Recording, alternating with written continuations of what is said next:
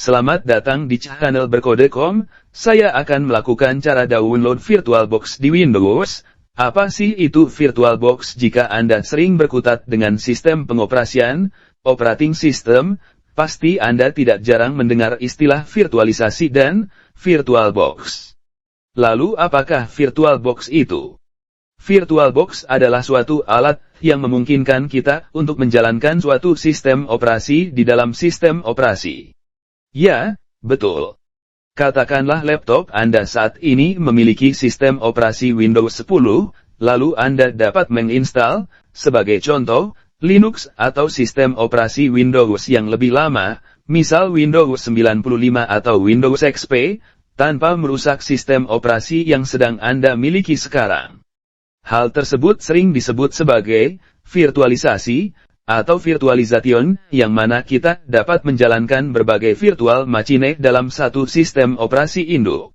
Terminologi yang umum dipakai dalam VirtualBox adalah mesin host dan guest. Host adalah sistem operasi induk yang sedang Anda jalankan saat ini. Dalam kasus tadi, Windows 10 adalah host machine-nya. Kemudian guest, atau biasa disebut virtual machine atau mesin virtual, adalah sistem operasi virtual yang dijalankan pada VirtualBox sendiri. Dalam kasus tadi, Linux Windows 95 Windows XP adalah guest machine-nya. Lalu bagaimana cara memasang VirtualBox pada komputer Anda? Pertama-tama, kunjungi dulu website resminya di https://www.virtualbox.org/ lalu cari pilihan download. Jika Anda menggunakan Windows atau Mac OS sebagai sistem operasi induk, maka pilih menu Windows Host atau OS X Host untuk melakukan pengunduhan.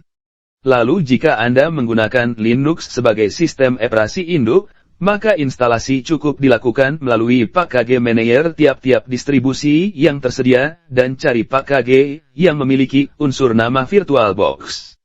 Jika Anda sudah menginstalnya, sekarang Anda dapat dengan bebas memasang sistem operasi guest apapun dalam komputer Anda. Bagaimana cara memasang sistem operasi di VirtualBox? Langkah pertama yang wajib dilakukan adalah mencari dan mengunduh file